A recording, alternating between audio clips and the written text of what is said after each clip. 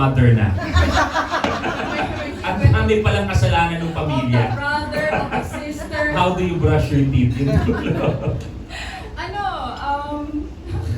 magiging isa ko sa Rainbow Rumble Girls. Totoo ba?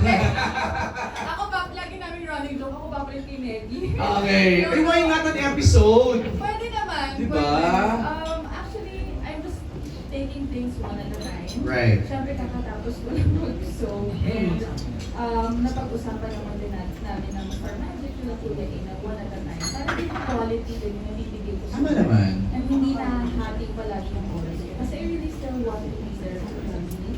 Really growing up so fast. So gusto ko makita lahat ng bagay na nangyayari sa kanya. And syempre yung susuportan ko pa rin sa business. So, Pero ano daw gusto mong gawin? Gusto mo raw mag-host? oo, sana! Diba? Pwede. Narinig ko na isa yan sa mga bucket list mo na gusto mong gawin. Like, lifestyle show or something like that. Yes, oo, mga lifestyle. Actually, sa vlog ko, sa YouTube channel ko, parang ganun na rin yung mga... Oh, warm up ka na doon eh, no? Oo, so... Actually, kahapon may nag-message sa akin na pinorward ko sa kanya. May inquiry kami na corporate hosting. Wow! Sabi ko, di ba nag-beauty pageant tayo sa La Union dati? Oo. Kasi nung ilang beses, Oo. even kahit nung hindi pa kami. Right. Nung nangliligaw pa lang siya. Ilang beses na niya ako naging co-host. Okay, so maybe you should tap on that for 2026. Pero si Alan Real, aray ko, may hampas mo bigla. Di Alan Real. Di Alan Real. May hampas agad eh. Ang gusto daw niya is for you to be back in the movies. Yes. Actually, What was your last film, Jessie? tagal na, parang 20, before pandemic.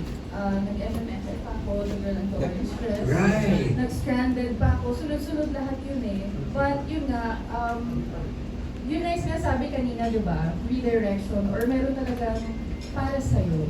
And for me to be able to do Sense of the Father, I had to say no to 2 movies.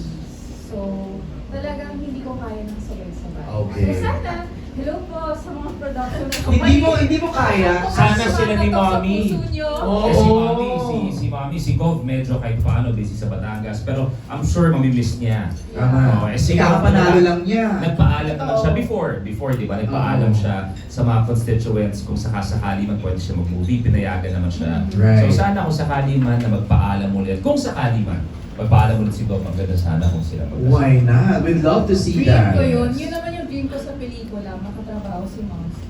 Okay. Oh, simulan na natin ang Q&A. Si June Eto na. Lalin ay gusto Ay, si Kuya Jun. first pasabog na tanong. Diyos ko. Sa Bakayan. Nakakabahan na. June, Magallanes Merry pa kami. Christmas! Okay, Jun. Oh, hindi ako pwede pasabog kasi syempre close ko si Ate Vic. Ah, yes. Ang nanay din ni Jessie, kaibigan ko. Oh. Yan, pero yan, I'm so glad I'm here. Yan. Pero, bago ko magtanong talaga na ano, hindi ka ba napapagod, Luis? Kasi sariling show mo na ikakapanan, tinatapos mo na rin mo Oo nga! Actually, na-realize ko lang yun nung isang araw. Si Flo ba yun? Basta nag-comment sa Facebook or something na sabi nga na, ang galing ng host na ganito. Tapos may nag-comment nga, si Kuya tayo na nagsabi na, ikaw lang yung magkatapat na programa. No, thank you. It was a realization just a few days ago. So, I mean, that's a good situation. Once again, siguro pag may ibang kapamilya na or kapuso na sa moment na yon ang hanap nila game show, doon muna sila sa Rainbow Rumble. Pag ang hanap nila yung tipong teleserye ng totoong buhay, doon sila muna tututok sa PBB. Binibigyan mo rin naman din ng problema yung mga loyal fans. Kasi nahihirapan silang mag-desisyon. Sa kagupuhan mo raw kasi hindi nila maisip kung Rainbow Rumble o PBB eh. Dalawa lang naman sila eh. Hindi, kasama si Vince, tatlo sila. Tatlo na. Problemas daw siya pag Sabado. Thank you. That's why we have the magic naman of streaming, di ba, na pwedeng balikan. Oh, sa ngayon kasi gano'n. Ngayon na, di ba? dati Pag hindi i-record na-issue mo yung pa. papatong mo yung sarili mo eh. Dati i-betamax mo pa, i-record mo pa yung mga programa. Ito ngayon, 2 pindot lang, pwede mo balikan. Kahit ano pa. Pero napatransfer mo na naman yung mga Betamax tapes ng dad and mom mo, di ba? From Betamax to VHS. Tapos from VHS, medyo pwede ka mag-CD o hindi kaya i-ano mo na, ipapadigital mo na. Grabe. May laser disc pa ka nun eh. Ang laki-laki ng laser disc. True. Dapat na may laser disc. No way! Jennifer mo na ba? Pero Sa mga bagets dito, naabutan niyo ba yung laser disc? Di ba? Laserdisc, Ken. Ganyan yun, di ba ganyan hawakan yung laser disc pag may hiraman? Ganyan yun. 1992 ako.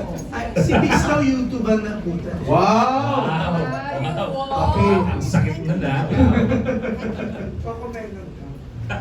Pero, yan, nawala ko. Hindi, yan.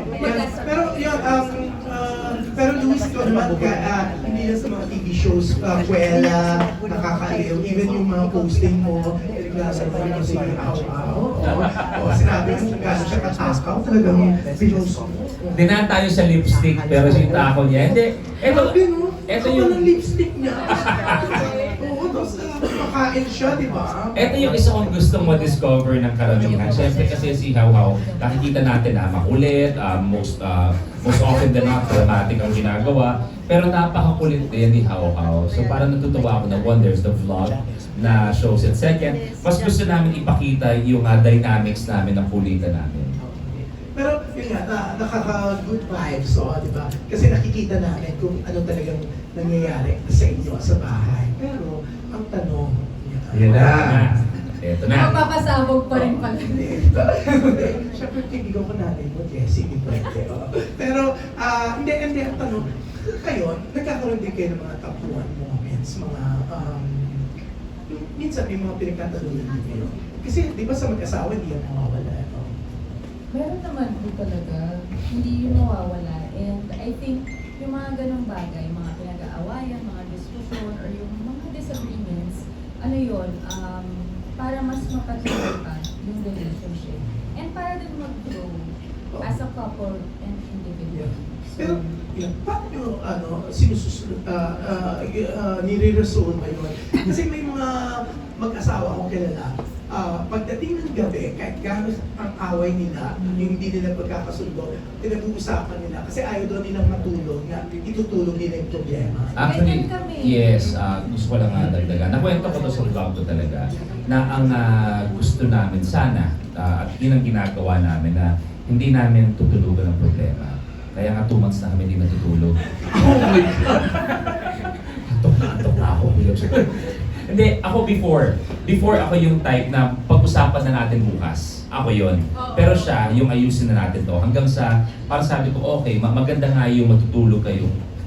Panganay ko nga pala. Akala ko talaga si Luis gusto niya, gusto natin pag-usapan. Yun, Tapos, ganun ako si dati. Jessie, hindi, ngayon na, ngayon mag-away na. Tapos yung ayos na kayo, tapos ikaw kasi. Hindi, ikaw kasi. Tapos simula na lang ang away. Thank you. Ang ganda, tapos nakikita namin sa mga vlogs niyo, ikaw, si Jessie, ang sarap na kasundo niya si Ate P. Yes. Oo, di ba?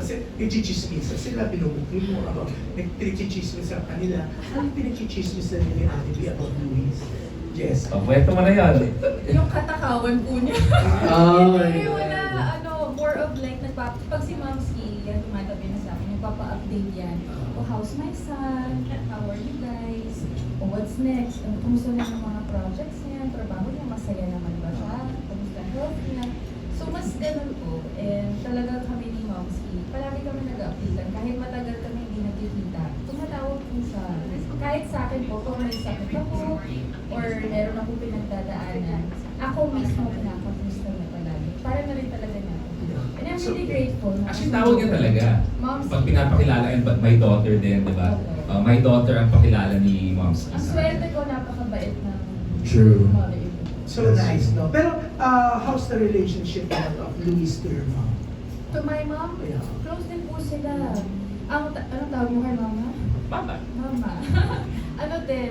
So mommy ko kasi, parehas kami yung very, kailangan nakaplanado lahat, kailangan ganito. Si Luis po yung parang parang calming, Presence. calming presence for my mom. Pag kami ng mom, kung palagi kami nagbabangayan, yung mama kasi, ganito ganito. Tapos pag nandiyan ako si Luis, yung parang Kumakalma. biglang kumakalma yung mama ko. So, kaya lagi, love, sumama ka na. Para kalma siya. Para kalma. So nice, no? Kasi ako nga kilala ko yung mama ko. Naniniwala ako. Diba? Kasi before may mga alam mo yun, ay yung kwento siya sa akin at galit siya. Ganyan siya. Oo, di ba? Oo. Talagang Mother, pagdating oo. sa'yo, di ba? Oo. Pero yan, thank you. At saka siyempre lahat kami masaya para sa inyo dalawa. Kasi sobrang saya naman talaga ng relasyon nyo, ng samahan nyo. Diba? Tapos nakaka-good vibes, pati si Peanut. Peanut. Thank you.